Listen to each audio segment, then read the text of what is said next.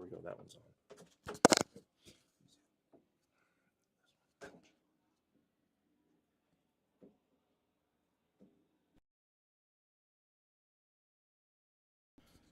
There you go. I think you're both on now. So here's the weird thing. Until I have a second person, I've been keeping this one off. I'm just gonna think that it's working. All right. So what I did.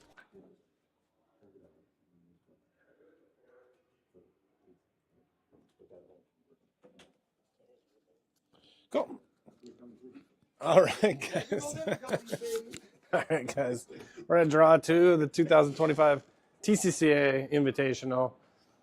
We're getting set on sheet 5. We did have a technical difficulty with our microphones. We think we've got it corrected.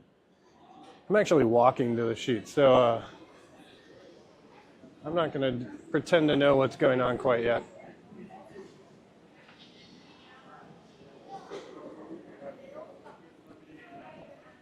But if you bear with us, we're going to have commentary here very soon.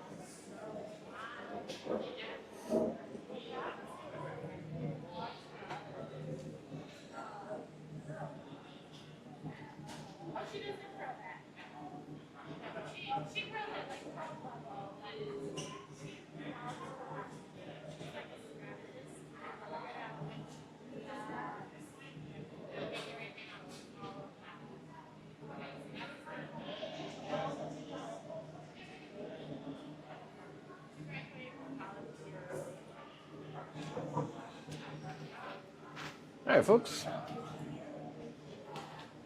Yeah, my name is Joe. I'm with Joe Widmer with the TCCA. We are joining in progress. Looks like we're getting down to thirds last. You tell me.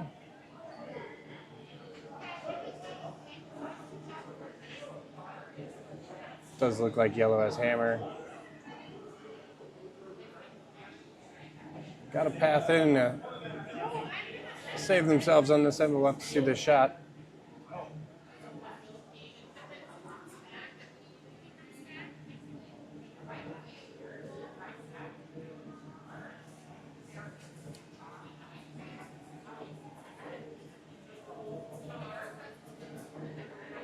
Just by.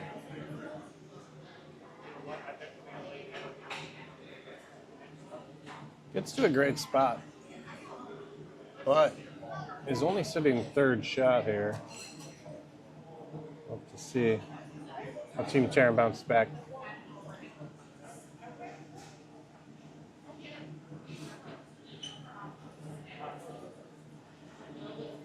Beginning to look like a guard situation.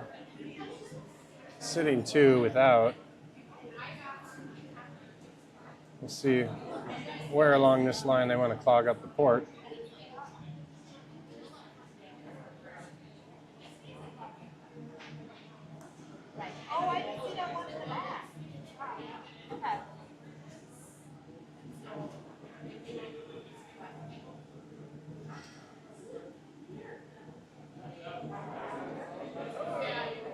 Taran's first, without hammer. Sitting pretty, but Yellow's definitely got an opportunity here if this port doesn't clog up a bit.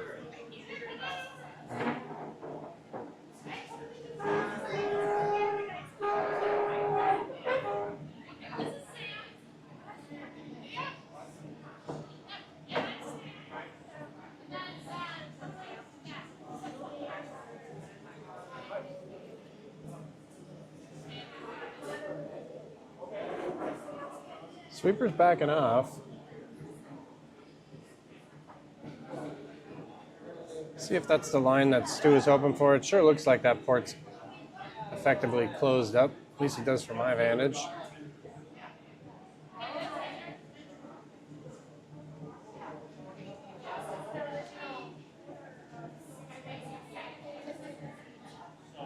Yellow Rocks are Dakota's second team. We've already covered one game, which did have a Dakota team. Dakota's second team here is Team Adair with Skip Leslie Adair. Let's see what she's thinking in terms of getting to score here.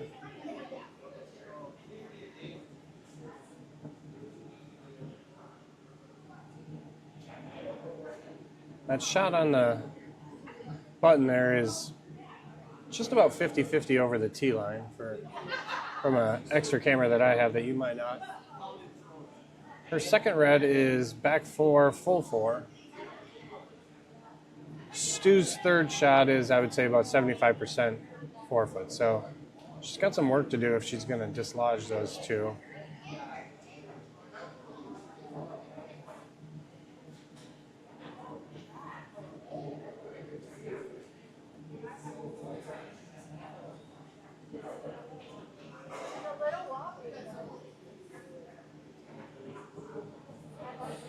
I think the call is to get full 4 and at least try to take away that second shot. I do believe this one's a little hot. This angle might work for or against her. Might just be sort of a setup shot. It does seem to move things over. The shot rock is peaking, about a quarter stone is peaking on the outturn side. We'll see if Stu works to just cover that or tries to find a way to get a third in. I don't know if that would be worth the effort. You would set yourself up for a double on Adair's last. So I think this will be a pretty conservative but tight guard here.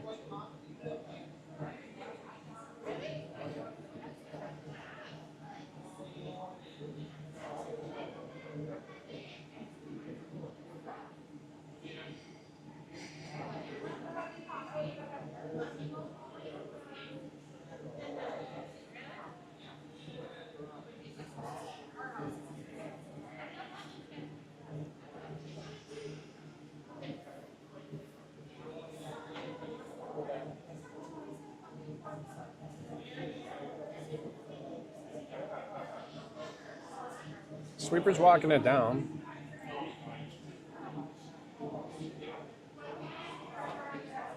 Not going to finish as tight as he probably would have liked. There is a microscopic port there. Tough to know if Leslie is even considering taking it on.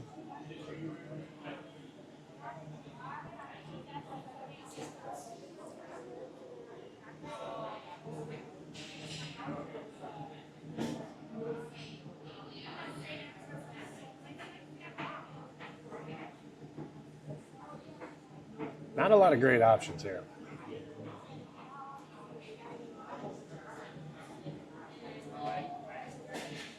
She's electing to run red onto her yellow. Never desirable, but as you can tell from Leslie's shoulders and arms in the air, what else is there? I don't disagree.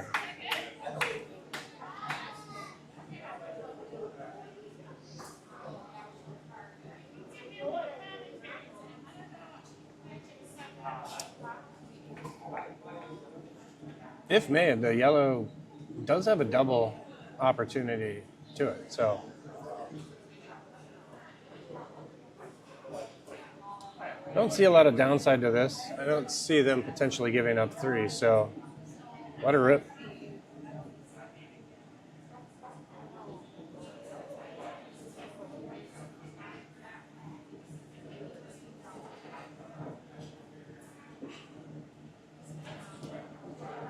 A little wide.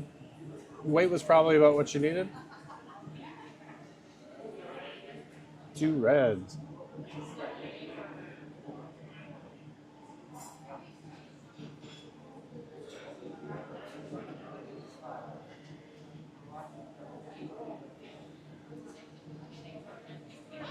Now that we're up and running and get situated here a little bit, today's feature match is Team Adair. They're one of the two Dakota teams, and Team Taran. They were the St. Paul Curling Club champions.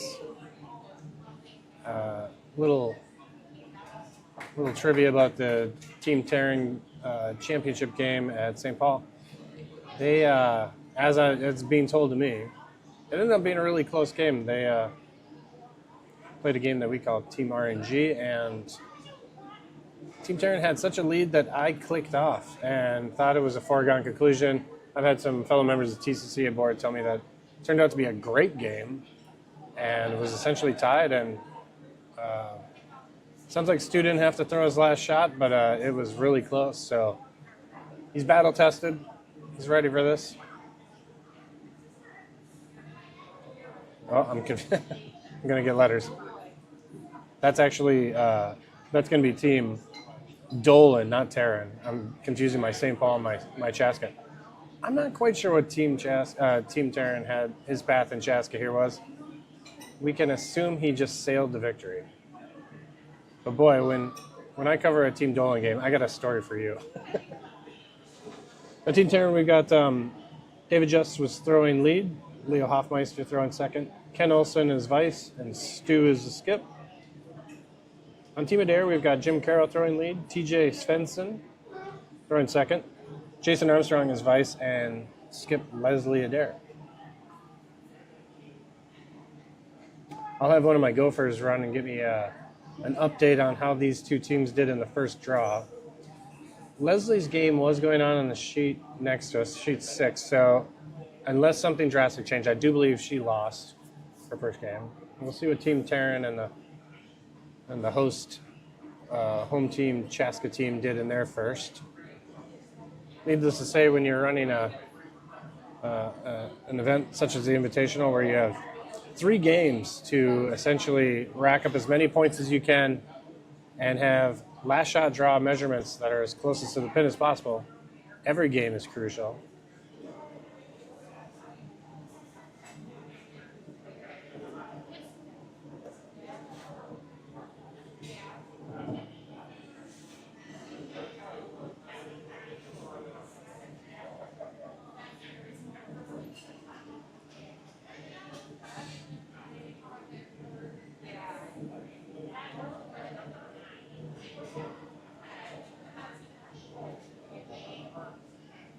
Team Adair just opting to keep things kind of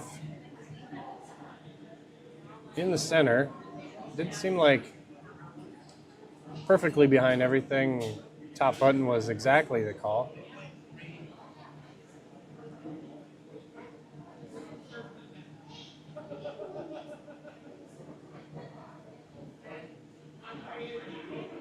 We'll see how this one breaks in. I think that might be where this is going.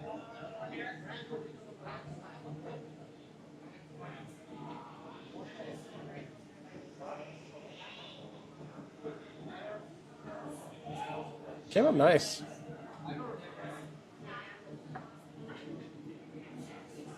Just above top 4. See if Stu has any concerns there. He thinks he can get it with the outturned side.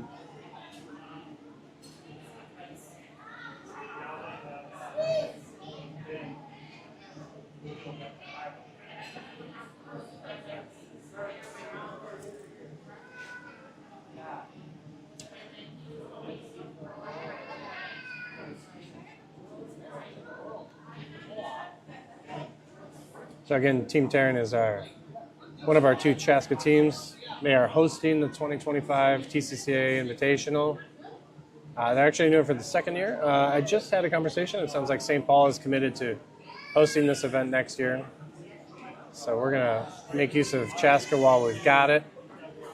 I'm coming to you live from the Crooked Pint, which is bustling as always. People are using the back door, using the park behind. It's a great vibe in here. Staff has been awesome.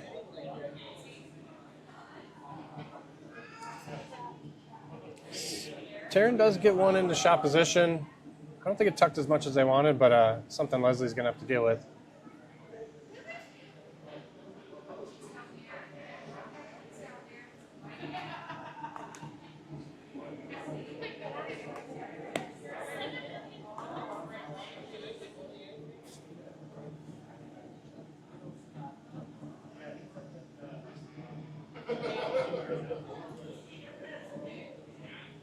TJ's first hack weight is the call. Sweepers were late to get on it. Looked like this crash might have been able to be avoided, but dealt with that center. Good result. Might have been the call all along.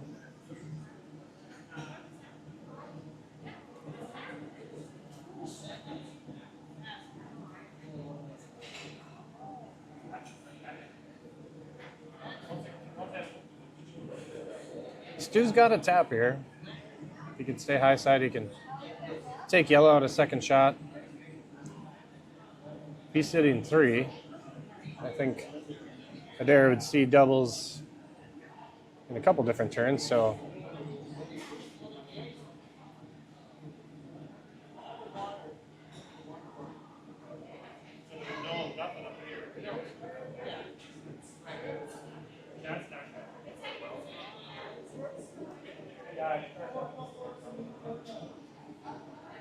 got close to nose, kept the shooter.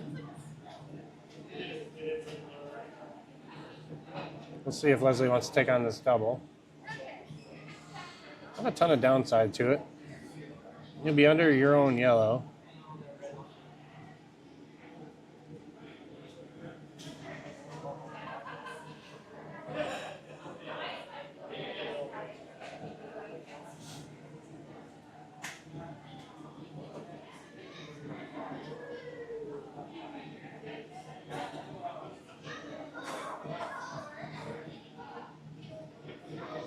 Looks online, looks great weight.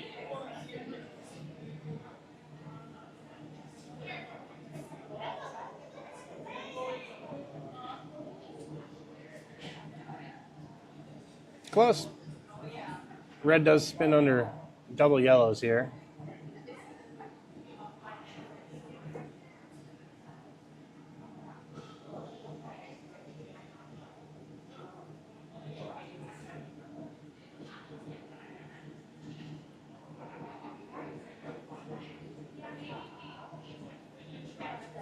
I think Stu's going to try to corner freeze that top 8 yellow. Just enough to kind of stagger over his red and protect him from any sort of in-turn hit, so can't disagree with this. I think the nose run back on those yellows is almost certainly coming if he doesn't get something to sort of hook those a little bit.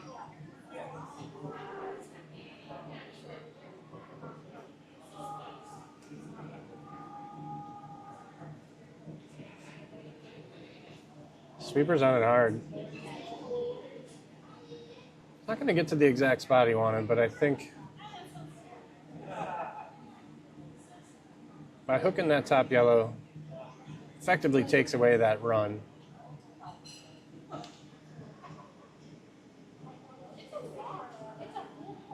Does sort of leave the in-turn side of the shot rock still vulnerable. I think hack weight could get there, back line could get there.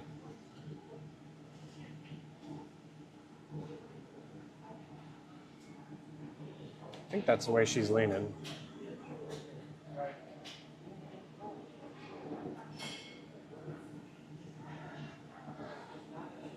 Looks like they decided on hack.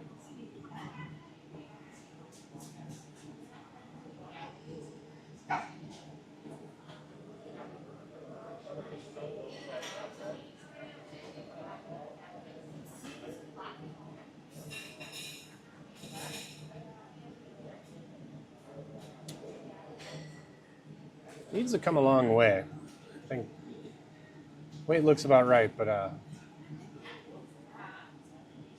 gonna miss.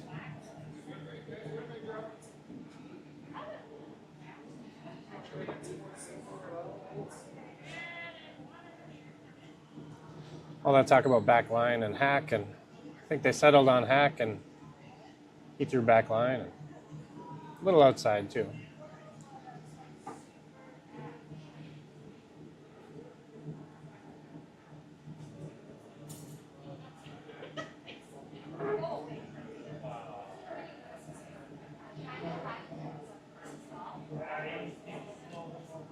She's going to try to cover up that inside of his shot rock.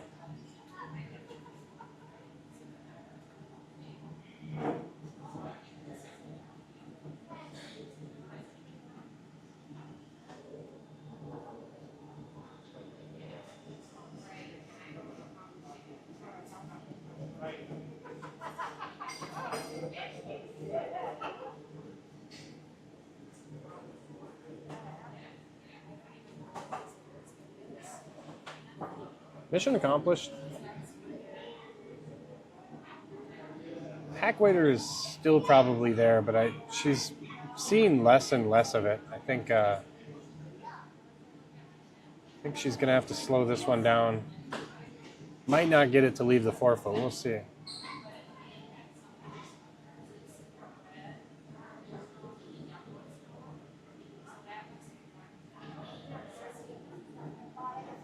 Nice thing is I don't know what other options she has. She has to get rid of red shot rock if she's going to put anything up here. So the center is kind of a mess of staggers. None of the angles really favoring her.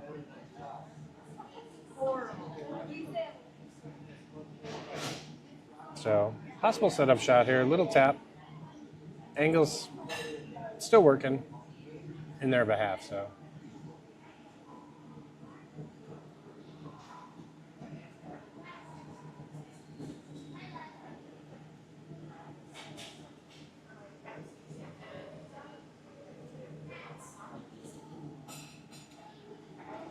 It's too often to hit the yellow that was just thrown.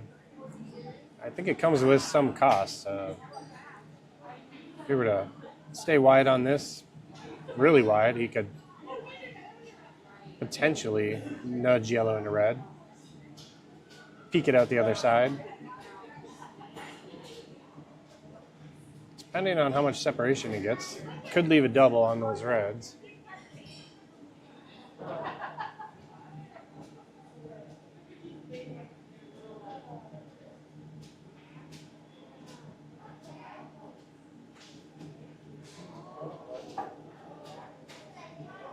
The stagger of the centerline guards kind of creates this bow. I think ultimately he would like to be sitting somewhere in that bow, not really disturb yellow too much. Doesn't think he needs to.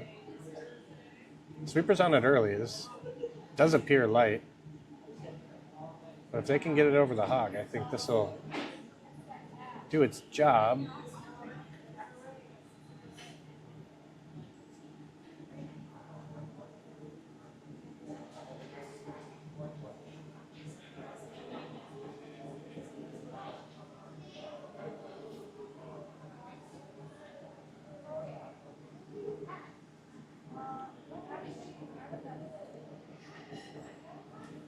Jason and Leslie are wondering if they can use their yellow. Get to the low side on it. They might still have enough to nudge red back, be sitting shot. I don't think they have an opportunity for two here. And one doesn't look too easy, but low risk in the sense I don't think they can do any harm by trying this. Again, the angles on the center just, they're not favorable to anything moving onto red, coming from the outturn side. So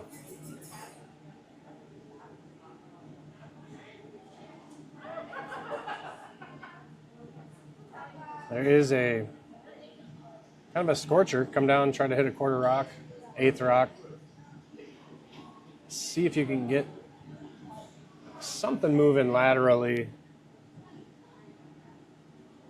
Lose your shooter. Depending on what kind of heat we can expect from Leslie. You might even lose the rock that you hit. But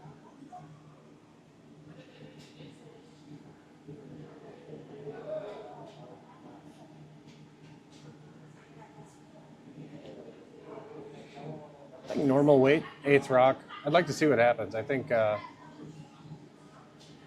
getting enough side-to-side movement, you could move that red out. Adair does have a yellow on the full top eight. Could get a point there.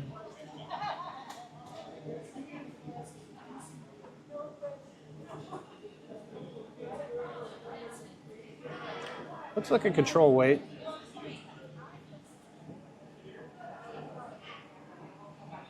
And it is curling, so I think they're hoping to get really low on their yellow.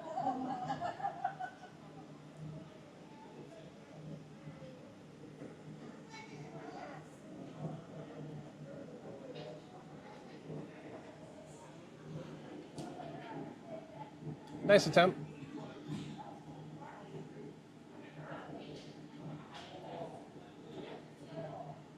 Definitely a setup in the sense that Stu's got to pay attention to it. It is hooked a little bit with her yellow on the edge of the 4. I don't know if there's a really... Essentially, you would have to get to the same spot with more weight, so I don't think Stu has to be too terrified of that happening, but with nothing really available on the other, I think he's going to cover this, make Leslie throw the out turn, try to have the perfect draw, take her 1 that way.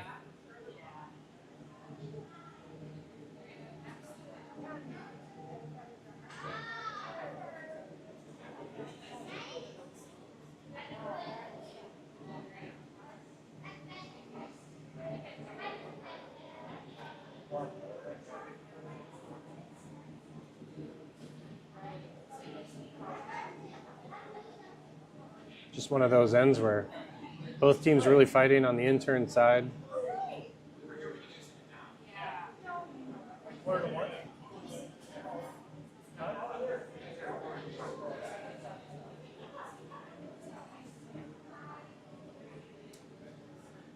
Leslie's sort of looking at the same scenario she just had. The stone she would like to hit is buried. It's almost half buried. But we are getting enough curl. I think she's considering that she could move it. I think if you truly believe that the ice is curling as much as it is, the out turn down to it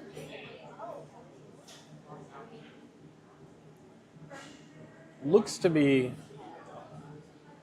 at least it has the opportunity for 1. The pinhole is open. There is an out turn draw for 1 here.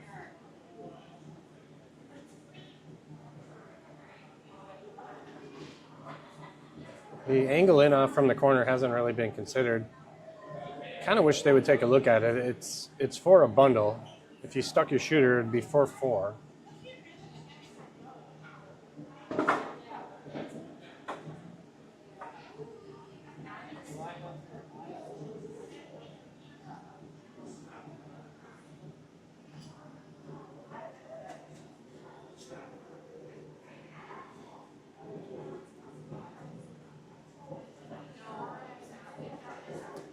Again, 0 downside to this shot. I don't see any crash anywhere.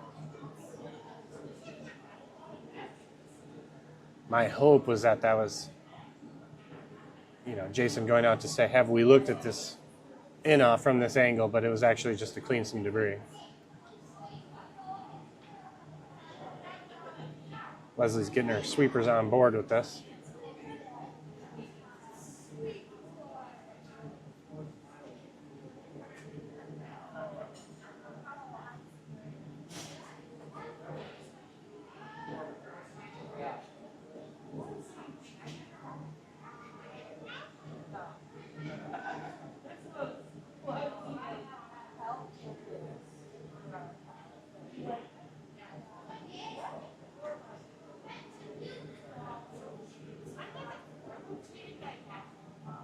Aggressively on those guards.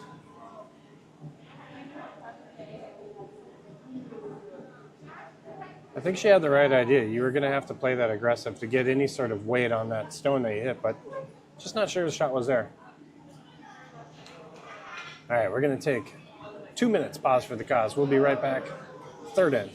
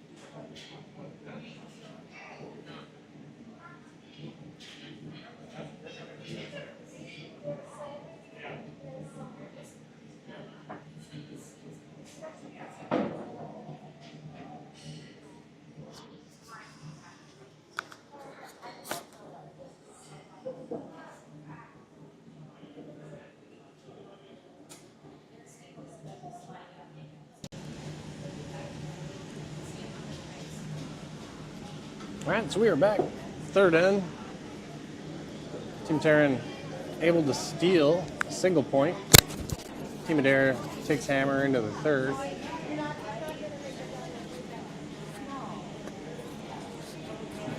Both shots coming into the house. Team Adair gonna deal with that red and have a split house. I do have my buddy Joe Rasmussen. He is the Chaska rep from the TCCA. He is playing host to this event. How you doing, buddy? Doing good. Doing well. Everything's going well. Got a few folks online here watching the game. So shout out to all of you. Yeah, don't be shy in the comments. We had a lot of engagement in the first draw. It was a lot of engagement from one particular person, but we appreciate it just the same. So, and one thing I always invite people to do is if I'm mispronouncing a name, let me know. Like with Team Taran, I've got you here, Yep. Chaska boy. Team Taran or Taran. Taran, Yep. right? Taran. You got it. Looks like Leo's taking that yellow out and doesn't look like he's going to stick around. I was just sitting down with the leads throwing their second shot, so I'm not sure if Leslie's lead's first throw was just heavy or if she wanted to come in the house for some reason.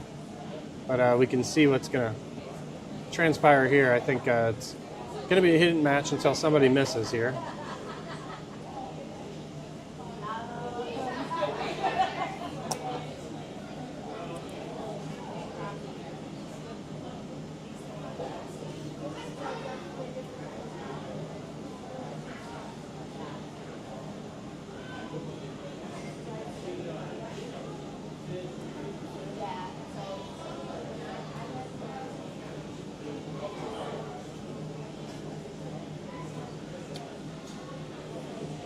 Looks like that's going to land top of 4. Repeat of the last shot. Yeah, I think if we're just getting into a hitting match, perfect opportunity. Joe, tell me about Chaska. I know you guys have an anniversary coming up. You guys have one of your bigger bonspiels coming up.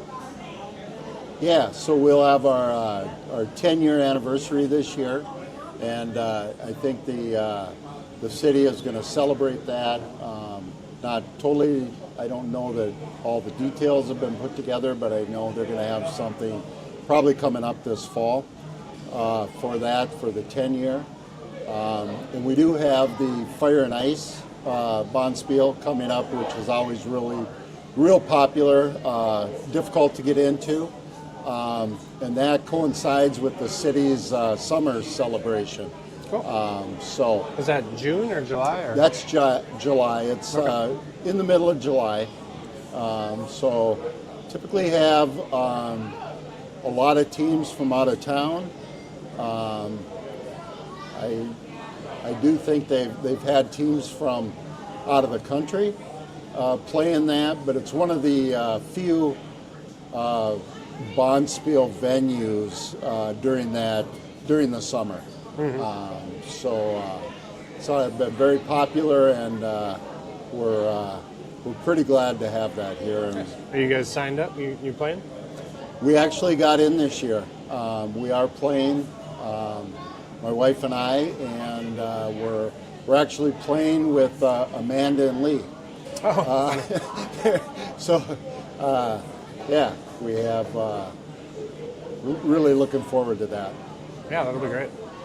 Now, how do you stay ready to curl in July? Do you guys? Well, we do have a summer league here. You doing that? We're actually, we're curling. My wife and I are curling Tuesday nights, but they have two summer leagues that are divided between, or the Fire and Ice Spiel kind of divides the 2 seasons. They're both 6-game seasons, 6-end games, just to kind of keep everybody, because we have year-round ice, keeps the center full keeps everyone everyone's skills sharp.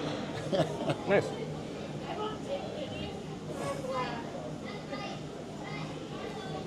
And we actually have quite a few folks from other clubs in the area that partake in our, I guess it would be called our spring and summer leagues, just for the fact that the majority of the rinks or the centers are shut down. So.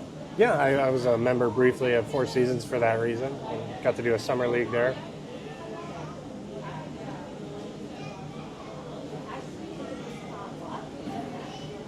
Well, Adair did manage to sit shot after that. Didn't get frozen. So I think we'll see Team Taran try to hit in lie 3.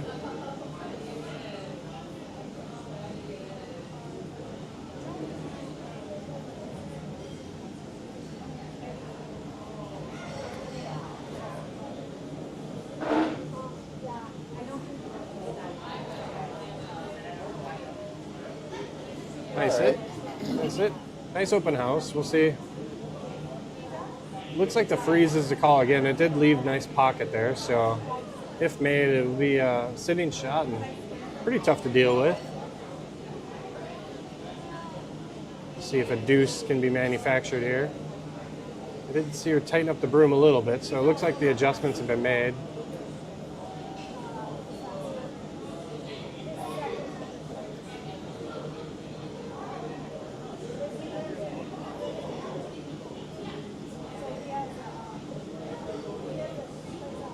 Sweeper's bringing it in. I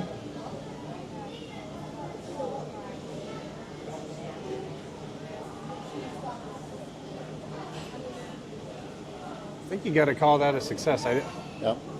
Very, very nice shot. A little heavier than I think they wanted, but a little separation there. But Yep. I think, well, let's see how Stu deals with this one. Tough to make it go away, I think. Yep. But I like that call. yeah, I think you might even end up losing 2 reds if it's hit even the way that you want it. So I think Stu's wondering if maybe just drawing down on top of that is also Yep. going to get you the result you want.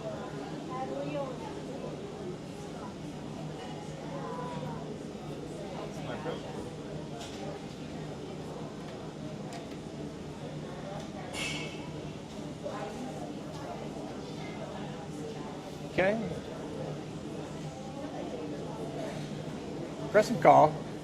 A little bit of an undercurl or come up light, and the deuce is back on, so shot's got to be made. I think I wouldn't mind seeing a little contact with that yellow, kind of unlocking it. At least if it all falls apart, a tap on the next one could make it go, but I think just a pure freeze is the call.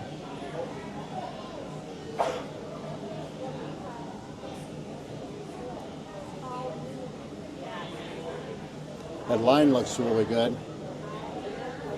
We get a lot of curl on that line, on that turn on Chaska, and you can see it moving a lot. Looks like it's coming right in there for him. Very nice. Very nice. Yep. Sitting shot rock.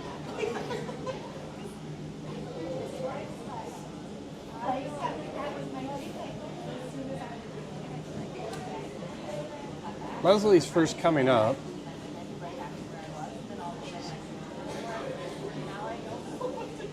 I don't see her entertaining a way of getting rid of that, right? It looks like she's just going to follow suit and follow the same line down. This shot will put her at the tee line, so if made, I don't think Stu can just follow it down the same way. So makes him think about his next shot. I don't hate this. Yep. Less of a pocket though. I don't know if she's got It's not as forgivable as the last two throws have been. So it's really got to be made, or else Stu could blast the whole thing and Yep. probably get it out of here. And she could come down with a little bit of weight just to make sure she gets there. With all those rocks that are going to be behind her, should be sitting pretty good.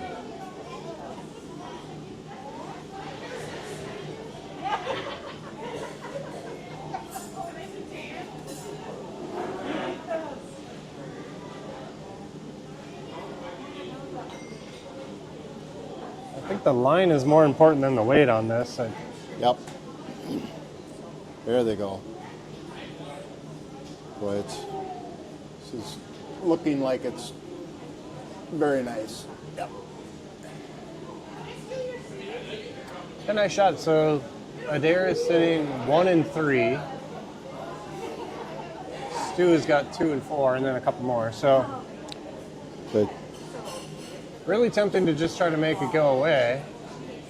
Ironically, I think there's a view that we can see that you guys can't. The straight down. I know it's hit on yellow. Does seem like it could almost make 2 yellows go away. it does. It's a really precise shot, and with the jam on the red, I don't know if it's worth trying, but No. I think you do have to make this yellow go away. Yeah. I think the conservative shot is to take that top yellow out Yeah. with a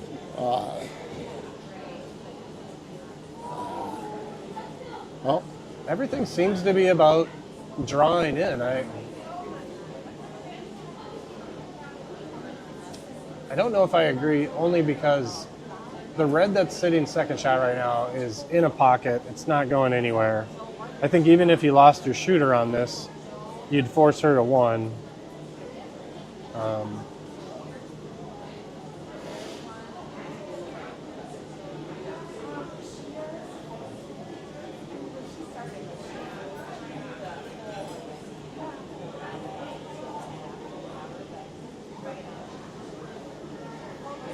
Looks like they're throwing the out-turn, keeping it on the high side, make it go away. Yeah, right. now Dave Jess is motioning for a timeout. Yeah. Penalty flag, delay of game.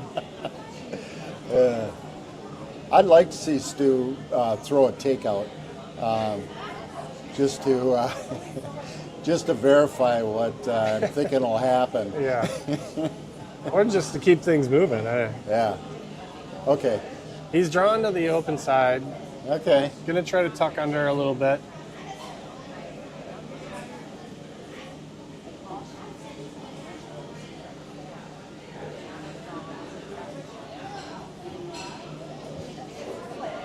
I think this has got given up 2 written all over it. It's really got to be made perfectly. Potential is there, yeah.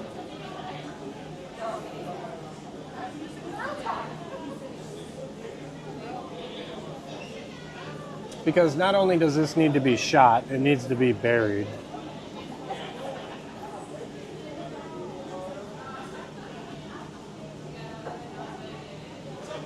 I think if it's not shot, Leslie ignores it. Just draws the 4-foot for 2. And with where that corner guard is, it's sort of a diminishing area where you can actually be shot and under cover. I suppose you could be peeking a little bit on the inside and force her to deal with it that way, but Okay, they're on the brooms right away.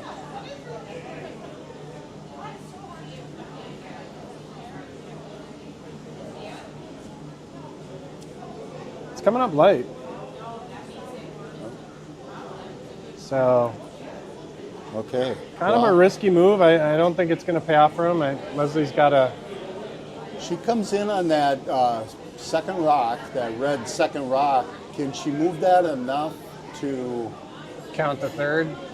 I think she'd have to come in on the yellow, on the shot rock, Yeah. and drive that over. There's a potential for 3 there. I think so. I think the draw is a smart call. This would put it at a 2-3 game. A lot of risk with throwing anything up way right now.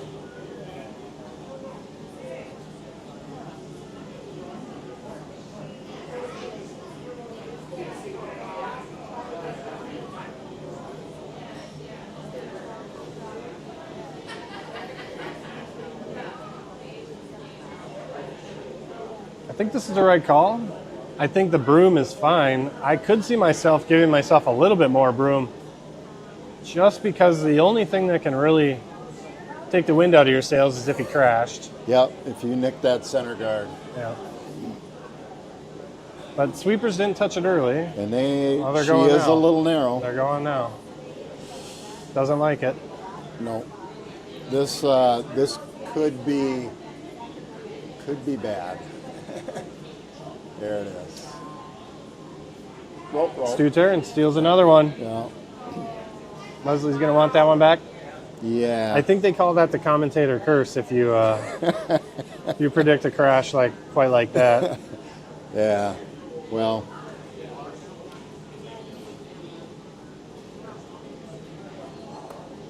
All right, this exact sheet with another Dakota team was home to an amazing comeback.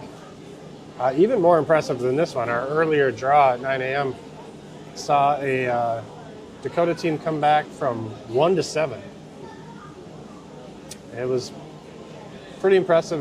Frogtown Silverness had the foot on the gas, and they thought that 7-1 lead was all they needed, and started to take their foot back a little bit, and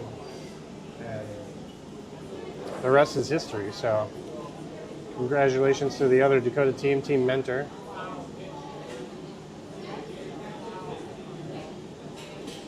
I didn't see where Stu called this, if he called the guard or if he called it in the house. I want to say the house. Okay. We'll see if that's what he gets. He's going to get the house, so Yep. Nice shot.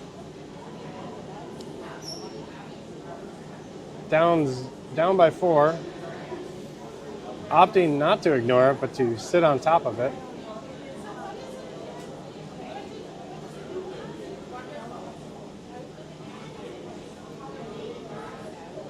Kind of tough to see how this results in scoring multiples. A lot of stones to be played, but even if this freeze is perfectly made, Yeah. or even worse, it's guarding shot rock. Right.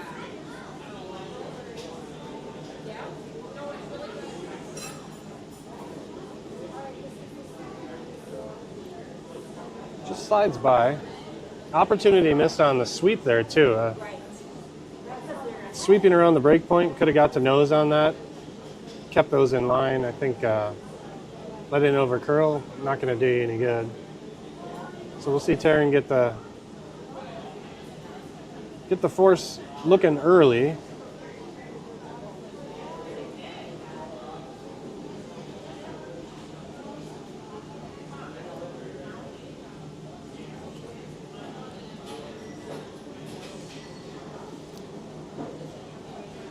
Keeps the shooter in the wings. Split house.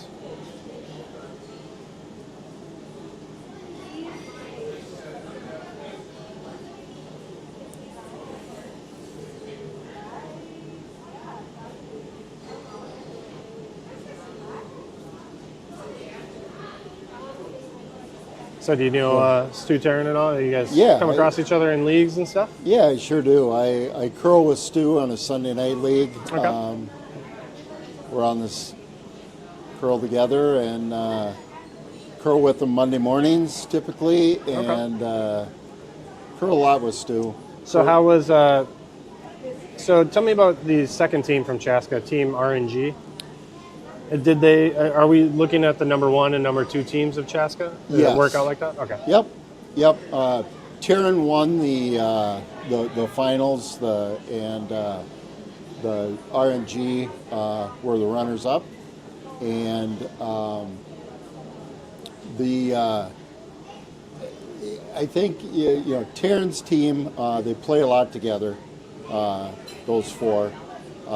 Dave Merrick, who's not not here today. He's out of town, I believe, this weekend, but he's typically on this team also.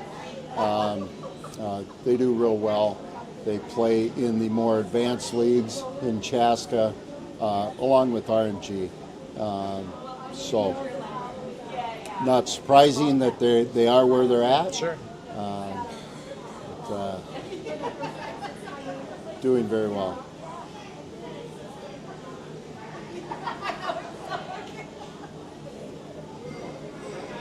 I'm in a couple leagues with Dave Just also. With play against them, not on the same team, but they're longtime Chaska members. So Stu's guard coming in a little deep. Adair seeing an opportunity to try to double it. I can't say for certain if those stones froze together, but they definitely look like they're close enough. I think it's tough to make both these go away. Gonna hit high side. Should deal with one of them.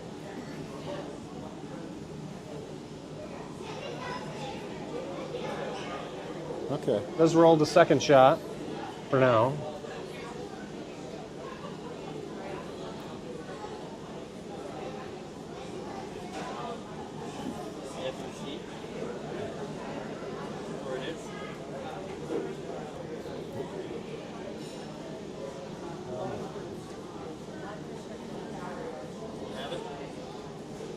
Neat.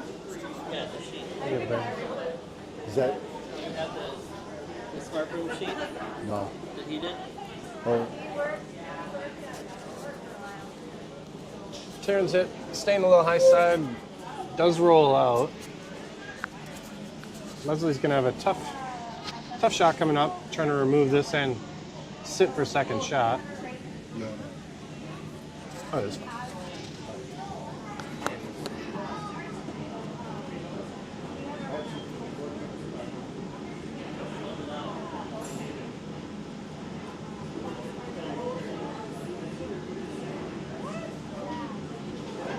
They're liking the angles. They think, if not a double, but a hit and roll and sit corner frozen. I kind of like that call. The angles look there.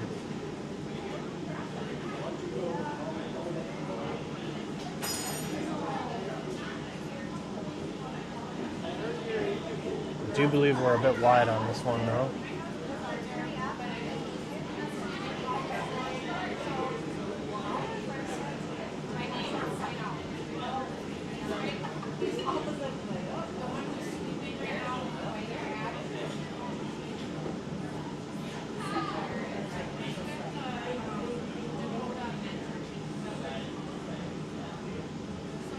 Stu just double checking who's sitting second shot.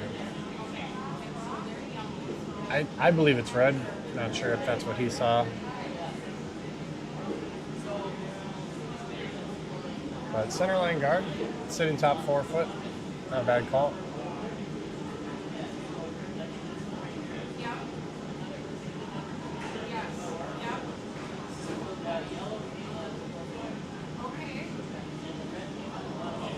Last couple guards have come a little deeper than I think they wanted, so this one looks a little spicy as well. Could bring it around corner to the yellow in the back.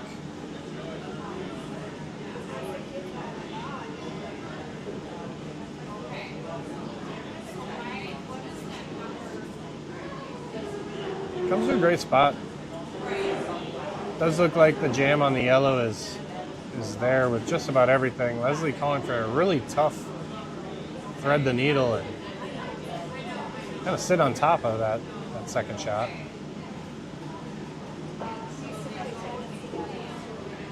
I think I would like to see a little bit more of an effort to double those. I know you'd hate to lose your yellow, but dealing with that now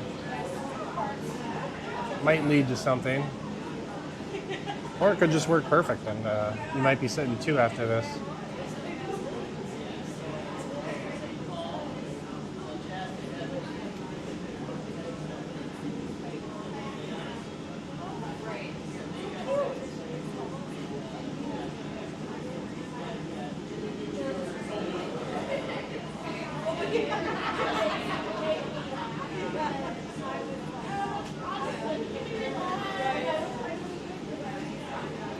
Tough to say what the call is here. With this broom, doesn't look like a draw to the button, sit on top.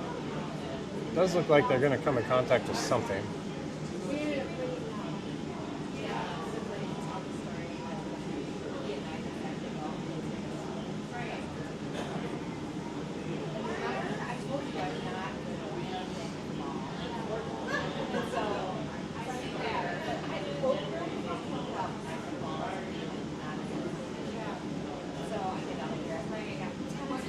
Let's move them back.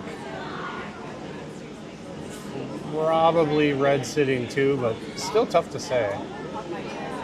Stu's gonna overlap these top of the house ones and really lock in as one there. At least one.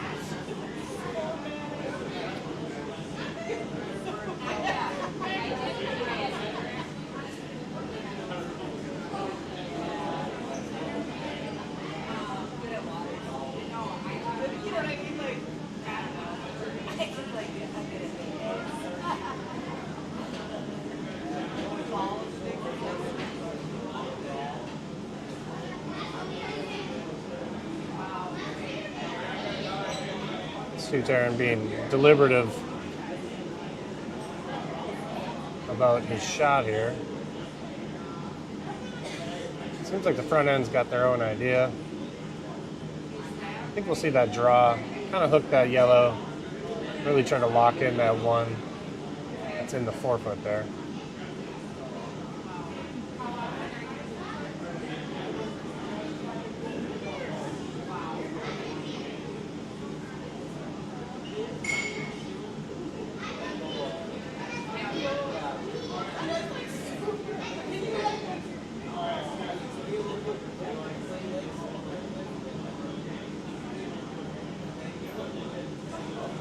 A bit longer and deeper than they wanted, but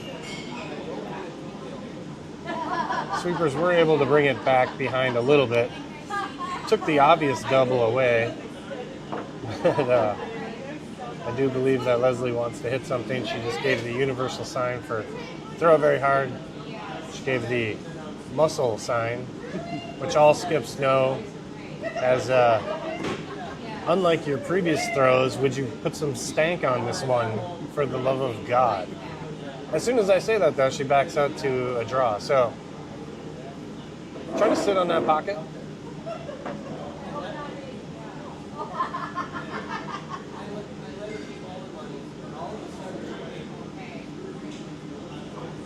Everything behind the tee line. Pinhole is open. This could end on shot, but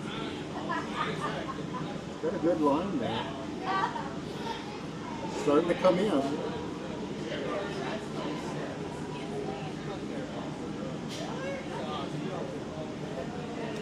I think with that little bit of backing, there was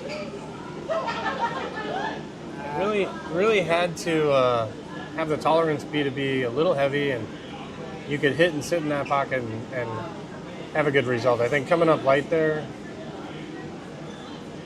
sets you up for another shot next shot, but I think sweeper should have got on that a little earlier.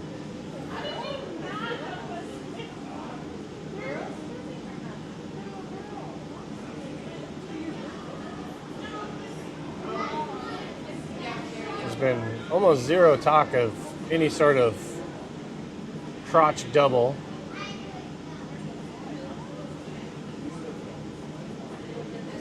Which may or may not be there. Fun to call, but not fun to throw.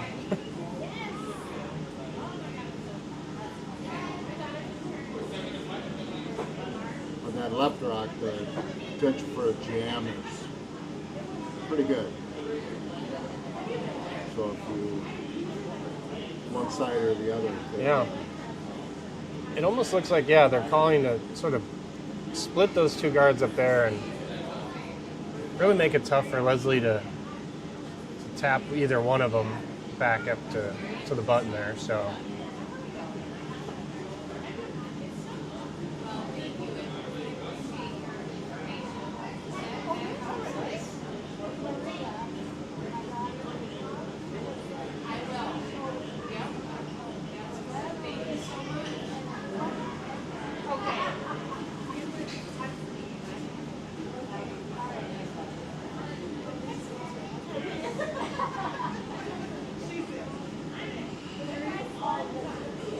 2 Tarans first.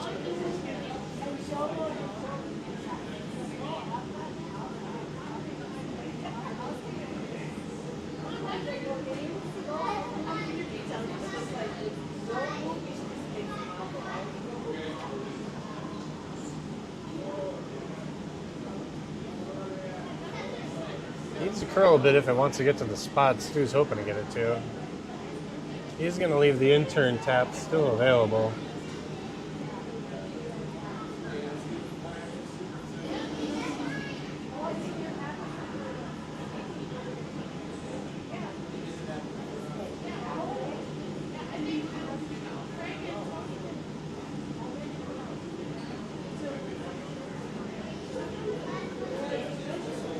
Just wondering if there's any way to hit this with more weight and double it, but I think they'll elect to just come up with the back 4 weight tap.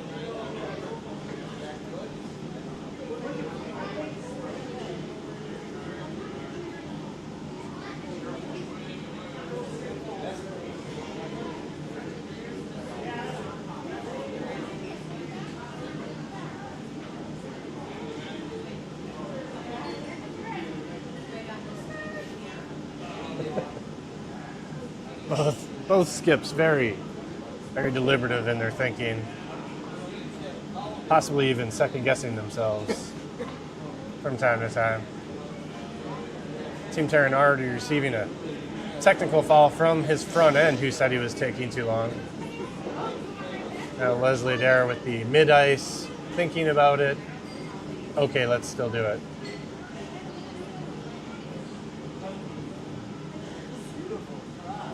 I don't see an alternative to what they have called.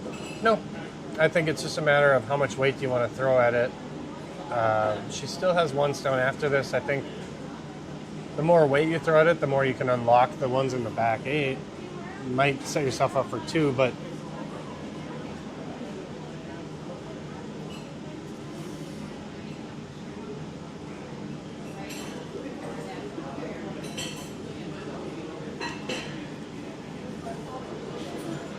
tap is made, possibly got a little too low on that.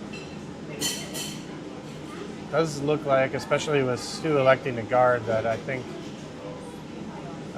just not enough. Just over curled on her just a little bit. I did see some movement on the sweepers near the end, but I think that shot could have been made.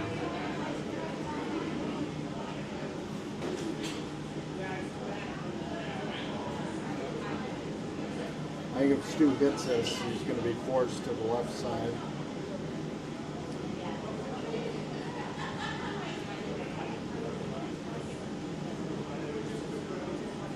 So, with the angle that the yellows aren't hooked exactly, but if Leslie was going to try to run back that yellow on the right, it'd almost have to be straight back, which I think would probably affect her yellow sitting second shot more than Stu's shot rock. So I think they've done a pretty good job of making sure that she's probably only going to get 1 out of this, if any. I think this guard's probably just fine.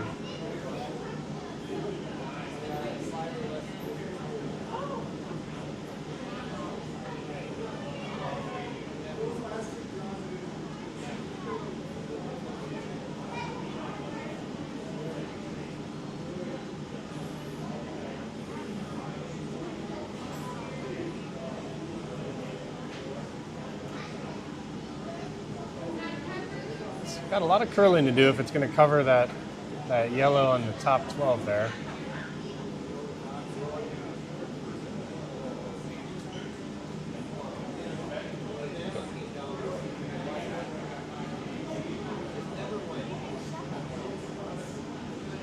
Covered yellow sitting second, so kind of forces her hand into throwing something a little up weight and using one of those 2 in the top 12.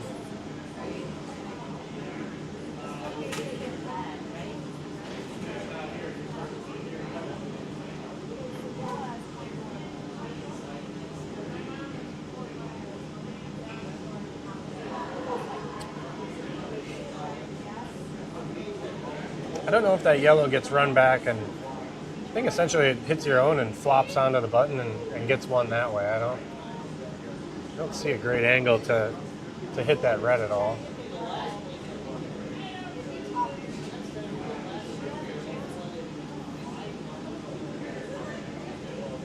I think it's time for Adair to get on the board, so that would be my call. I think the draw, some talk of almost like a backline draw on the outturn to hit the other yellow, but the angles just don't work really well there, so.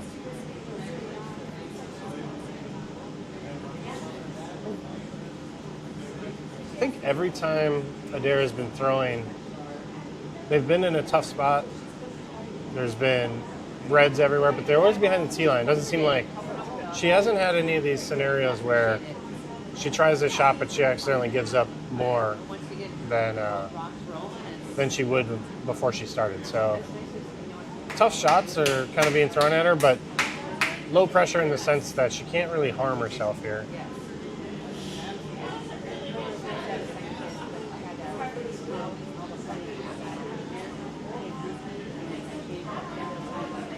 The only disaster I could really see is if she gets low on this yellow and on this run back shooter, or the run back stone and the yellow that she hits kind of spelled, it looks like there's maybe an opportunity to give up a steal of 2 there. But get down 4 in the 4th, it's time to go. I think Sweeper's got to hit this. That's moving a lot. Yeah. I think she's on that upper red guard.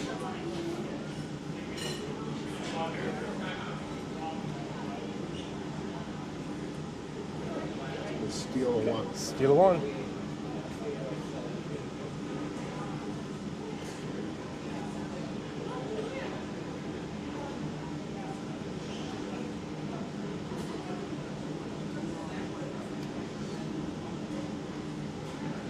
So it all starts with a really good guard to get it going. So we'll see if Adair wants to go with corner guard and set themselves up. I haven't seen anything too formulaic out of them yet. They seem to be sort of playing reactively.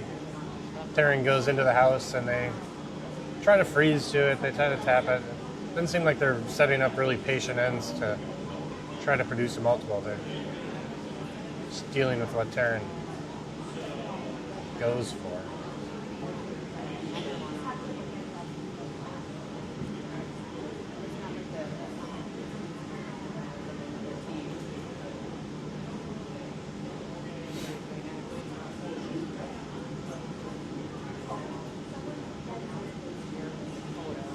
David just first. You said you play with David in a league, or he's on one of those teams? We're in a couple. I don't play. We're not on the same team, but we play against each other in a couple different leagues. Gotcha. Yeah.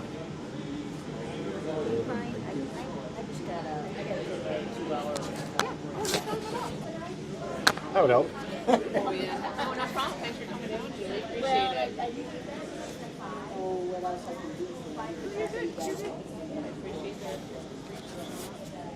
We'll see you tonight then. Guys on Hey, Julie. See you. Always a pleasure seeing you guys. Take care. Hey, Julie. Thanks, Julie. Are you broadcasting? Yep.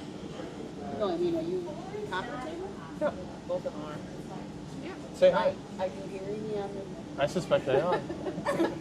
We're not, but I think the 1,200 listeners we have are. Thanks, Julie. And our TCCA crew kind of coming and going for the whole weekend, and Julie Carlson, our treasurer, has been relieved of duty and is getting ready to, I think she said she's timing up at the U.S. or the World Deaf, how do we call it? World Deaf Championships, which are being held up at Four Seasons. Obviously, we've got the 5U National Championships going on at St. Paul. Frogtown is reduced to a pile of sand, so they're off the hook. Dakota has their ice out type bonspiel called Cinco de Mayo. So busy kind of final push here of the curling season. Looks like Adair Dave Just's second rock looks like it's coming in exactly where Taran wanted it to. Very nice shot. Yeah, nice setup from Fully Team buried. Taran. Let's see if Adair plays kind of patient and uses the corner that they put up. I think with him on the back four, this is possible. The only thing I worry about is that port is a little tight. Would you consider peeling that? Well, I don't think we're at 5 rock We're yet. not at so, 5 yet. So I think she's drawing the one way next or the other, but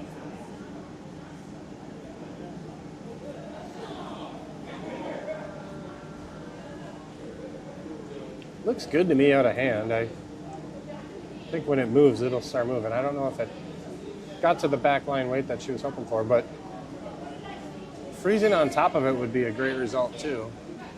Oh, that's going to end up really nice. I mean, that's a beaut. All right, we're seeing some life out of Team Adair. This is a good-looking setup for them.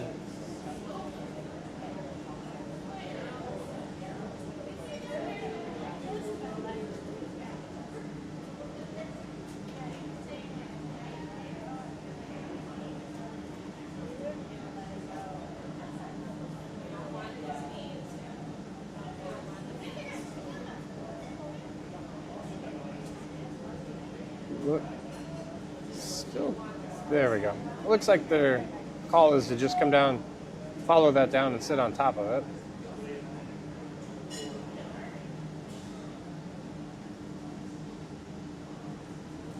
There's a sliver of the button that's still open. Could change the angles too. It's really hard to overstate how good that last shot was for Team Adair. So even if they were to nudge that yellow, it would be a good result.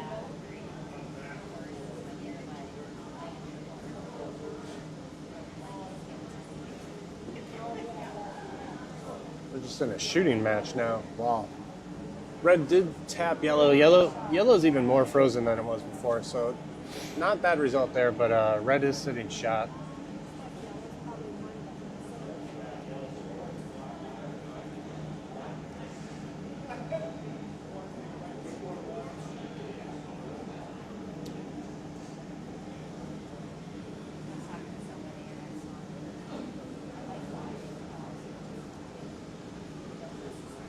I was thinking about putting it under the guard she threw earlier. I worry if you pass on this opportunity to deal with shot rock now, it'll start to become harder and harder. Especially if they get another one in that port. Another port, or if they just started to guard. So I think you have to sort of deal with shot rock now, even if it's running back that red corner. I like that call. I like it too because you don't lose your yellow in it. That's frozen, if made. I think peeling that red would be just fine. I'd be happy with that result here.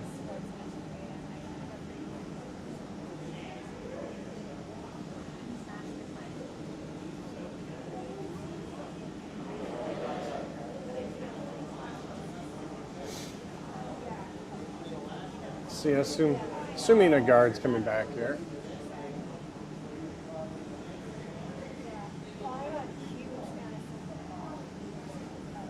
Throw top house.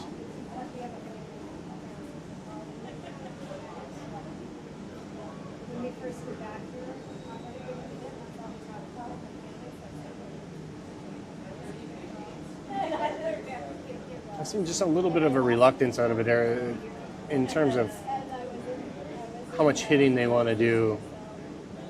And, I think that creeps into the other skips' mindset, and they start to go, yeah, let's have this guard, rather than just our traditional guard, let's have this count, let's bring it into the top house. The double run back doesn't seem to be something they want to take on right now.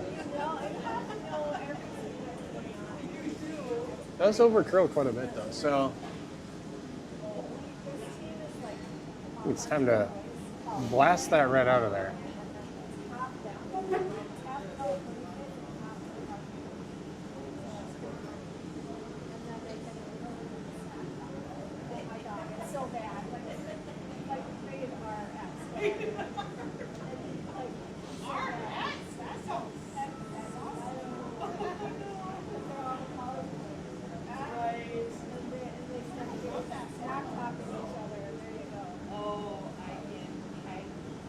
Big shot here from TJ Svensson.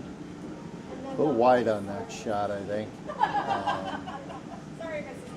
I think there were good results on anything tight on that. I think wide was probably the one thing that wasn't going to work out, so it's too bad.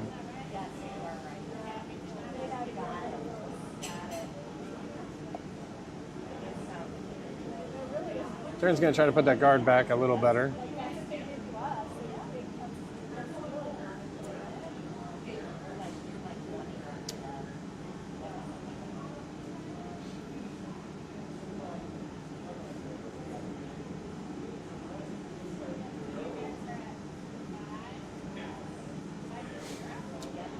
Got a comment here from Cindy, wondering how the other games are going. Cindy, it is tough for me to say in the sense that I have the scores. I can see all them, but I can't see the names. If we had the draws, I might be able to piece that together for you, Cindy. Just give me a minute. It's tough for me to know certainly what teams are on which sheets.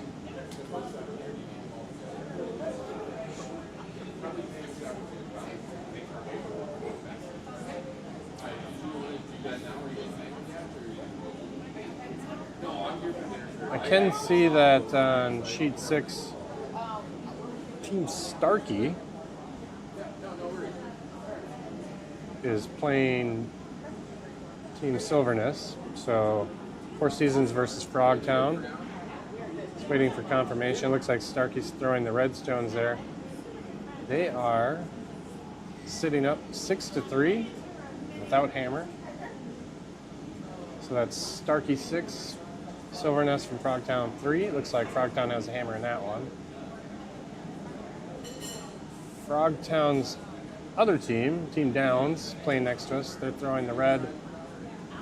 That game is against the Bad Wolves. We're yellow. So the Bad Wolves look like they are up 5-3 against Team Downs. So both Frogtown teams struggling right now.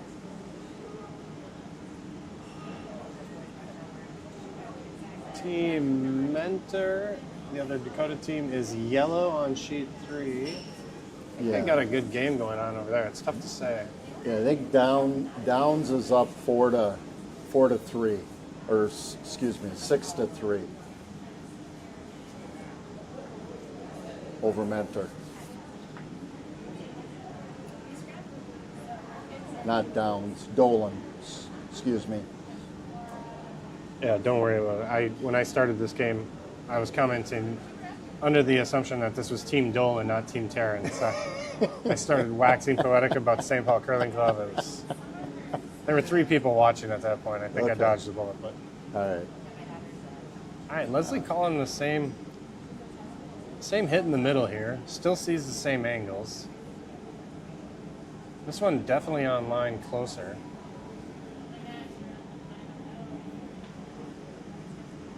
Holding for nose here.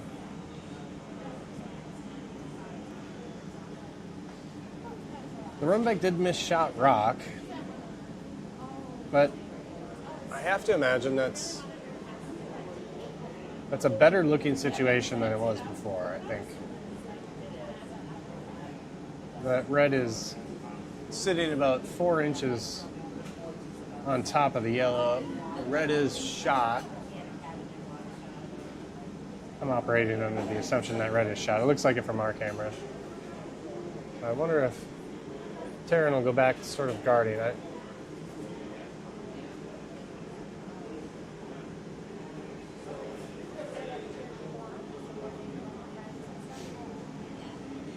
think Team Taran's actually talking about maybe drawing in with a little tap and being able to tap the yellow back enough to be sitting 2. Really kind of putting the pressure on. Yeah, I think that would secure a force of 1 for him and let him have the hammer coming back.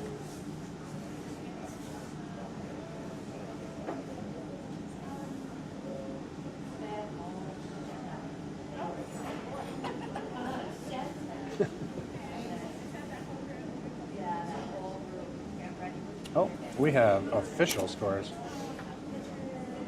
Thank you, Amanda. Okay, so updates for you here, Cindy. On sheet 2, Chaska's RNG is playing St. Paul's Lichtig. RNG is winning that one 2-1. Sheet 3 has Dakota's Team Mentor. They are losing to Team Dolan from St. Paul. Mentor's losing 3-6. On sheet 4, the Bad Wolves from Four Seasons are winning against Frogtown's Team Downs. Bad Wolves are winning 5-3. Skipping over our sheet and on to sheet 6, Team Starkey from Four Seasons playing Frogtown Silverness. Team Starkey's winning that one 6-3. So there you go, Cindy. You don't need to click away to any other sheet. Keep it locked right here.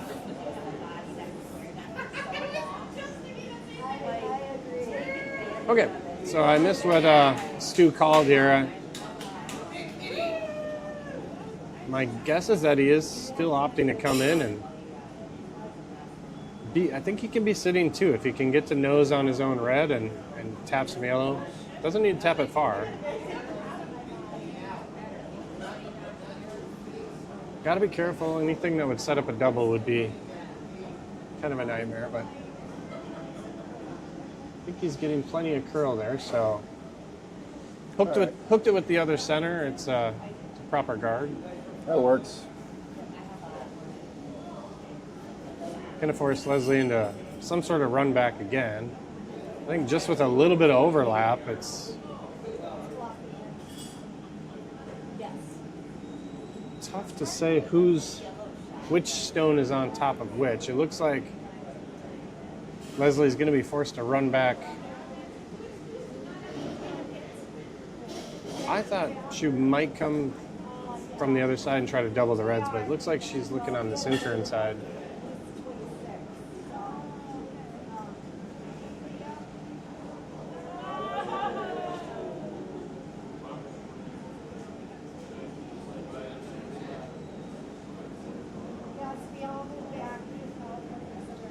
If I had to guess, I think she's calling a tap on that yellow on the top 12 there. I think that is what she's doing. I think there's a separation there of about an inch between the.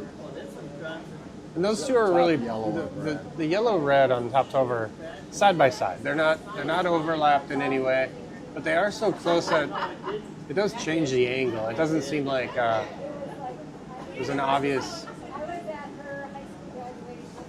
way to get it anywhere going except for nose. So.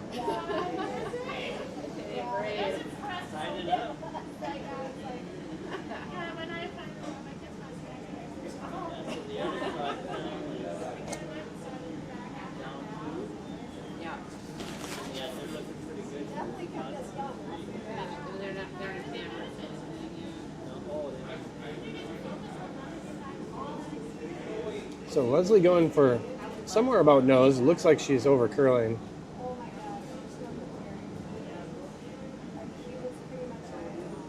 Made contact with the red first.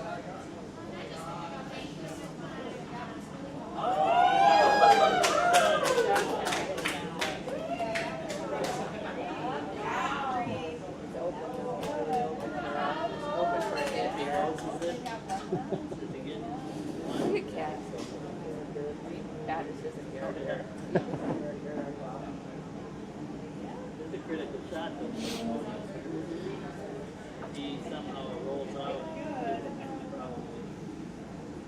It's hard to miss everything there in this crash guard.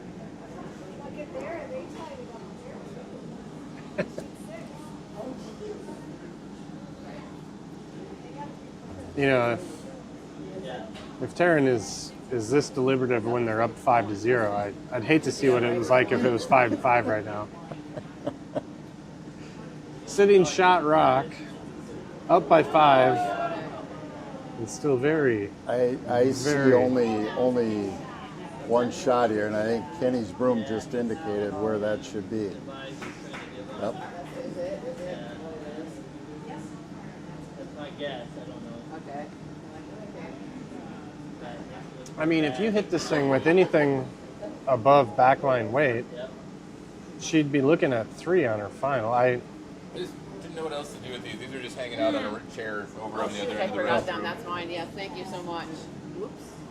I meant to go. I thought there One was of a something kind. hanging out up there actually on my table. Yes. Whoops. All right. So the draw that's been discussed heavily. What do you do after this one? What time are we done? About 3:30 probably?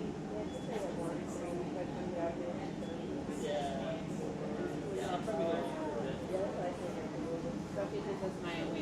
Well, you know what? I might go over there. Sweepers don't hate it. They're moving on it. So when was it? I think there's a lot of tolerance on this shot, and as long as it doesn't interfere with that yellow, it just I know. comes up either on top of it or behind it.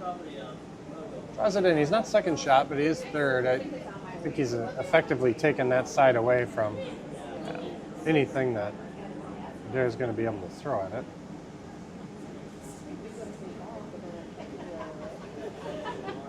Let's get more out of the way. I think we're seeing our first angle in-off here. I think we are. I think it's the right time for it, too. 7, right? Good time. So we have to be there by 6:30. Okay. We'll have to give Leslie a little bit of crap that the first end, or the second end, in-off was there for 4, and she never really considered it. I think we got something here. Right or is that wrong? Oh, Hit it in the that was spot. close. Hit in the Very spot. close. Needed a little more oomph. They're red. Dakota's red. No, no, they're yellow. Yeah. Backwards. Taran takes another point here. Yeah, red and yellow. Oh, I don't know who put them up. Yeah, I don't know. I don't know if it was paying Chat attention. is definitely. I would not pay attention to the color of what side that was on. I did it all. Oh, I did it all wrong. I put them up randomly the first time. Okay. And they were 100% wrong. oh my gosh. If you feel like switching them, go for it. We still don't even know who did it.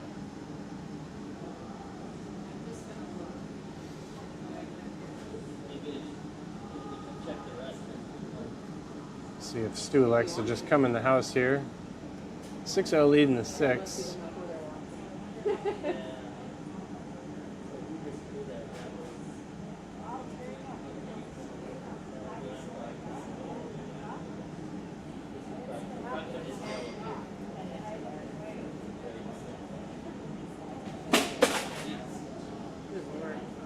Does come in the house, back 4.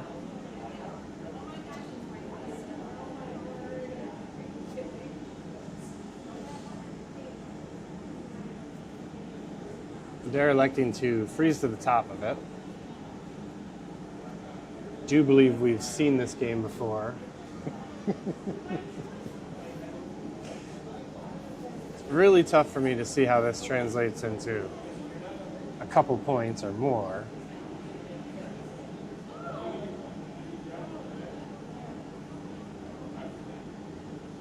Sweepers on it early. If you're going to make contact, may as well try to get the nose. It looks like overcurled again. Actually, Deja Vu is fully setting in. Off to the side. I think Stu has no choice but to just start deleting yellow stones.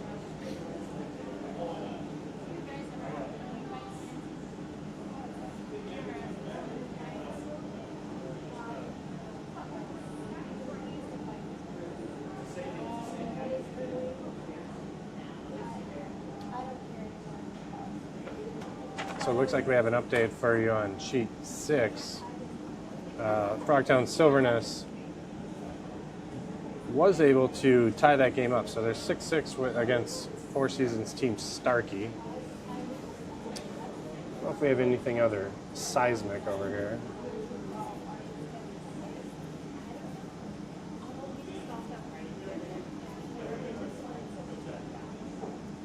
It's the only lead change or significant development of the other games.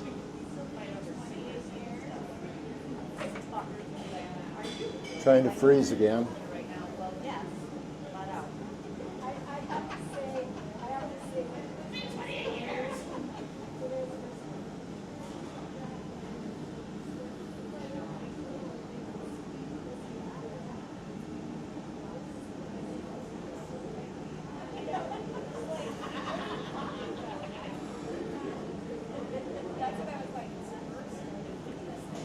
little bit of an overcurl. I think Stu's just fine if he loses his red in the process of doing this.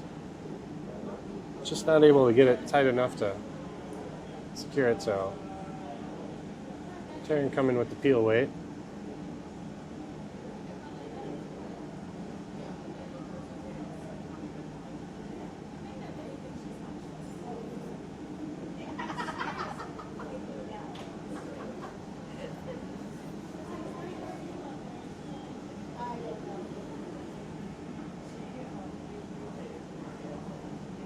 Nice shot. Does hang on the edge 12, so Stu Taran sitting 2 without hammer.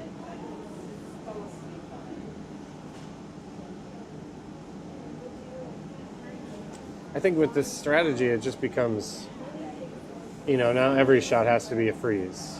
You know, without any guards. Or a Taran miss, which, you know, I think they got to 6-0 in this game by not missing much. I think as a skip, you sort of have to start to take a moment to say, what can we do to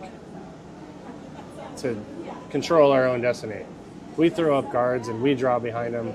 We start to be the ones making shots, and then maybe we can find some opportunities for doubles in there. I think by freezing, and I'll give you a little advice. Maybe this is common knowledge, but I had to skip one. Maybe I was just overhearing like something on broadcast. Skips were calling it, they never called it just a freeze. It was always a hero freeze. We could do that, but we'd have to do hero freeze there, hero freeze there. And it's sort of crept into the way I think about freezes, in the sense that every time you haphazardly just call a freeze, you should call it a hero freeze. Because first of all, it's one of the toughest shots in our sport to make it right. You know, there's a million ways to miss a freeze, and you've kind of grouped stones and you're sitting on top and you've changed some angles. But at the end of the day, what Leslie's calling is she needs that stone frozen on the nose of that other stone. Yeah, with no separation. With no separation. And so it's really into this, like, the realm of possibilities is getting slimmer and slimmer. So, you know, Leslie's got it into a situation where the hero freezes for the rest of the end until the dust settles. And so I think she's got to take the 5-rock rule and really treat it as her last best chance to create some scoring. Now, with this last hit, there is a somewhat nascent guard-looking structure where I suppose she could get under this corner, and she could even be sort of corner frozen there, and we'll see if she can develop a deuce out of this. This is probably the best chance that she's had this end. Yeah, and if she does, Taran's going to come in and knock that guard out. Yep. Whether it's run back or peel, Yeah. I think Taran is just fine giving up a 2 at this point. But until they have something that they have to deal with, I don't see that happening. It's a little deep.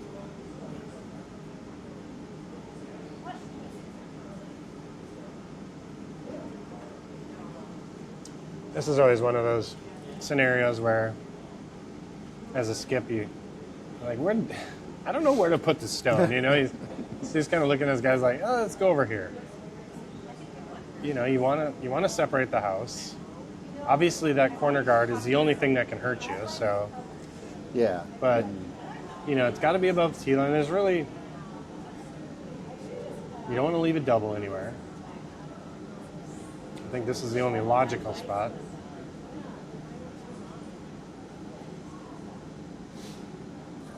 It's going to go a little deeper than they wanted it to. Just wait till Leslie gets on the broom. We should, as she sweeps this out of the house, we should announce that Leslie Adair is the first annual. We haven't announced this yet, but I can let you guys in on this. Leslie Adair is our first. I don't know if we're calling it Wonder Woman and Strongman, but Wonder Woman sweeping champion of this event. She is the winner in the women's division. She is the default winner. We actually don't have another woman who is participating in this event.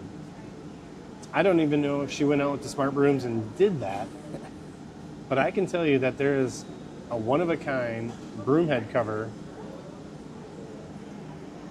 declaring it to the world. So there's a little bit of news I was allowed to break. Congratulations, Leslie, on that award. The men's, we'll have to wait. We're going to announce those. I estimate when it's all said and done, we'll have probably 20 men who will have taken time with the smart brooms, and we are tracking their scores, similar to a last shot draw. After the games, we give them an opportunity to use a smart broom, which measures the strength and the frequency of their sweeping technique, and it through a formula that some people trust and some people don't, an algorithm that is beyond most of us. It comes out with a number. So we're tracking those numbers. We're going to give one lucky sweeper from the men's division his award. I think tomorrow at lunch is when we're going to announce that. So look for that on Facebook. They've got a special prize coming for them too. I'd have to talk to Amanda. I don't know if, what is there, 10 teams, 40 curlers here. I don't know if the Invitational's ever had a situation where there was only one woman. I do not know. We'll have to look into that.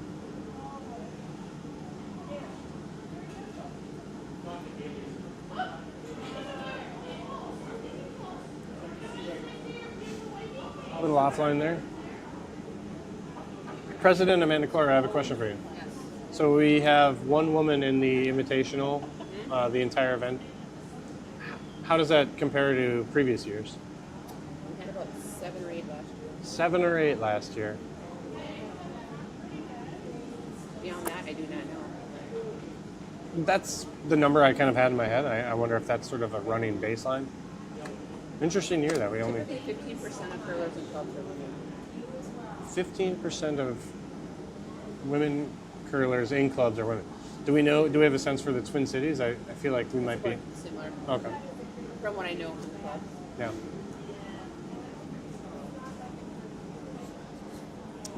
It'd be interesting to look at the 5Us because I don't know if it's definitely not parity or anything like that, but I want to say it's probably closer to 25% of the teams at the 5U.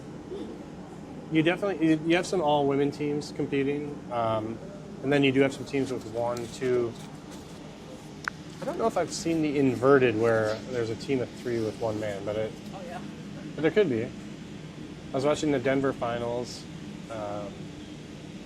and they had some teams where the woman was the skip but not throwing fourth, and so they're playing around with configurations and stuff like that.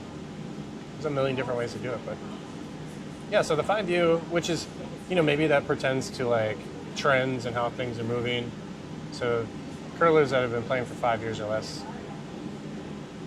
you can call the 5U people that are playing at a high level. They're playing at the highest level that's afforded to them at that. So it's a pretty good sign. I think I'm going to go get ready to measure. This one could be over after this. Co-commentators bailing on their duties. We do have last shot draws coming up after each draw. Last shot draws are how we settle tiebreakers and ultimately determine which teams are going to the championship. So an important step, and we do ask each team to stick around after the game, and each player throws 1 draw, and we measure it and we record that. So Joe Rasmussen, rep from Chaska Curling Center, does have that responsibility too. So he's getting ready to go do that. I'm left to make heads or tails of this game.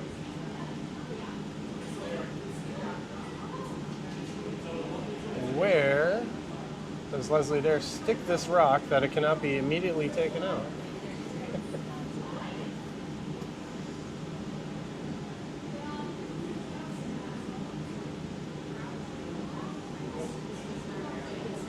We got a question from Cindy Ide on the stream. She's been listening to our talk about what does TCCA do specifically to foster the growth of women in the sport? and we do have our president, Amanda Clores, woman, and this is besides, forming and organizing the Auroras. But these are not necessarily all TCCA projects, but forming the women's only Aurora bonspiel, organizing the last version of Gopher State. When it comes to TCCA, do we take that on, or do we? Or before we get to you, I feel like our mission is support our clubs and our juniors programs. But I wonder, have we done anything specifically with TCCA? I wouldn't say we've done anything specifically at this point. Not that we haven't discussed, how do we get more women into curling, in our clubs? What kind of things can we do to encourage more women to try the game? But, that could be certainly something that could be brought to the board. I think, any curlers that are out there that have questions like this is something that we should field those questions, because we are here for the curlers, and to better understand, how would we grow the game more for women, curlers, how to get more women out here. As an example, I was, in the final 16 of the Frogtown, and there were about 4 women there out of, 16 teams. I was the only skip left, so, hoping to forward that through, but definitely need to, grow the game with women and hopefully get them out there. So, Cindy, thank you for the question, and certainly something that we can bring to our board. Really is a bunch of club curlers that want to become better. So I encourage any curlers out there, when they have these questions, what are we doing as a club? And in fact, in May coming up, the Vice President, Darwin Isdell, and I will be meeting with all the club leadership. So this would be a great topic to have on the agenda. Yeah. Yeah, I think, our mission is really to support our clubs and support juniors programs. We fundraise ultimately through one event, the Big Spiel, every year. And so we have this one piece of revenue that we generate, and then we have, different ways that we can spend our money on it. I don't know, I just haven't thought about it in the sense of the TCCA. We're so involved with Frogtown and the other clubs that we know that each club sort of deals with these topics and how they want to address it. I think Frogtown, by creating the Aurora Spiel, which you're the founder of that, are you? Correct. Yeah. So the Aurora has become a really popular, this will be the 3rd year coming up, is that right? Fourth year coming up. 32 teams. So the Aurora, which my wife curls at, and it seems like it's a huge try. It fills up really fast. I think it's happening at the club level, and then our work on the juniors is, we don't even have to really dictate that half our money goes to women's juniors and half our money goes to men's, because the juniors programs in the Twin Cities have a great funnel. The kids are kind of doing that on their own. So, looks like we got handshakes here. Team Taran walked steadily into a nice clean victory against Leslie Adair and the Dakota team. But to put a pin on what we were just talking about. I also wanted one more comment too. Yeah, if you look at the way that we were talking about 5U and things that indicate trends, it's one thing to go out and recruit new curlers and have an emphasis be on women. I think when we're working on behalf of our clubs, we just want curlers into the clubs. But when we look at the things that indicate trends, the juniors programs, I think some of our most promising teams have been women's teams.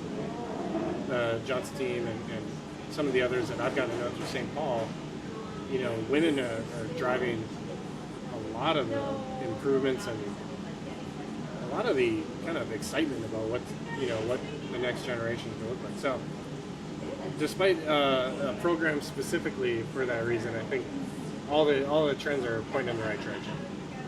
Yeah, and I was just going to add to that, Joe, that one of our 3 mission statements within the TCCA is new curler recruitment, and that's a part. We've got about 4 people in that committee. So I would suggest if we can get that women's, how do we grow the growth of the game of women, of having that go through to that committee, then they bring it back to our board. We discuss the ideas and how can we implement and work with our clubs, to do that, because we are, we call them the affiliated clubs. We don't dictate what they do, how they do things, but we certainly work with them to collaborate and do the best for our club curlers that are adults, juniors, women, men, seniors. So that could be something, Joe, that we could take to the board. Always. I think the fact that we're both Frogtown members, and I feel like Frogtown has an amazing sort of civil network in there of bonspiel organizers and league organizers. It seems like it is front and center. The Pride Spiel, we're talking about a club that's just in the last few years put together both the Pride Spiel and the Aurora, which is women's only. It did host the Gopher State. So as a club, it seems like it kind of comes up quite a bit. At least nominally, it's something that's kind of on the back of everyone's mind. And as a Tuesday 6 league curler, I feel like we lost you this year, which was, I was going to say, I spend every other week getting my butt kicked by a different woman curler. But one of those was you, so I've got some respite from that. But the other clubs all kind of handle it their own ways, and we do let clubs kind of handle their internal affairs how they do. I know every club is considering these things. But it is kind of a tough nut to crack in terms of if you don't get to people in the juniors, now you're plucking people that are curious about curling and you're converting them into curlers. And we're just so happy when we successfully do that, men or women. So how do we focus on women? It's kind of an interesting thing. I think by creating the spring leagues and the different less, we don't have competitive leagues in the sense that some clubs do. So Chaska and Four Seasons will rank teams and sort of compete that way. And I wonder if that's something that Frogtown does that ultimately does lend to just, not just women, but just the more casual curler can just walk in and feel like they're going to have a good time. And the clubs that do have competitive leagues have nights that aren't competitive, so. Well, I think Dakota's done a great job of reaching out. They're trying to do like focused women learn to curl events that are $10, $15. I can't remember what the cost was. Just trying to get more women in that environment. And then I know St. Paul with the Bonnies has a great league there that a lot of new people come into that. The Karen Lassies that they have, very established, experienced curlers. They have a lot of fun out there. So I know from there. I don't know with. Maybe it's a question with if Chaska has anything female specific, and I know that also Four Seasons has hosted the USWCA one-day events that they have, and working on getting that women's field going up there. So, yeah. But I think that the key is how do we focus on the women that are not curling today, that are not out there, to get more people out here. So, absolutely. All right, what do we measure? Yeah, guys, you can click over to the other games. The Stu Taran and the boys out of Chaska, our hosts here, they have successfully fended off Dakota's Team Adair. I will be posting on Facebook. I'm gonna, after these draws all end, I'll post the updated results so people can get a sense for tomorrow, our last day of sort of the rotation. We can't call it round robin because teams don't get a chance to play everyone, but we will be doing one more draw. After that, we'll be taking points and determining who's going to the championship game. So if everyone wants to check Facebook around dinner time tonight, I'll make sure to post the standings. And if I can, I'll try to get those last shot draws in there too. You'll start to get a sense after these two games which two teams are sort of rising to the top and who's got a make or break game coming up. So tomorrow at 10 a.m., we'll have our third draw. That'll be the last of the non-championship draw. And that'll be teams' last chance to put themselves in a position. So stay tuned to Facebook. If you click on Facebook and the post doesn't seem relevant, they do have a way to filter it. Right before the post, you want to go down and it'll say what's the most relevant. And what I've been finding is that sometimes that post is from 2 months ago. If you switch that drop down to the latest, you'll make sure to be seeing the stuff that we're posting over this weekend. So that's probably the best way for us to keep in touch with you guys about who's doing what here. But on behalf of TCCA, this is Joe Widmer saying thank you for joining us for Draw 2. See you tomorrow at 10, and championships tomorrow start at 2 p.m. Thanks a lot.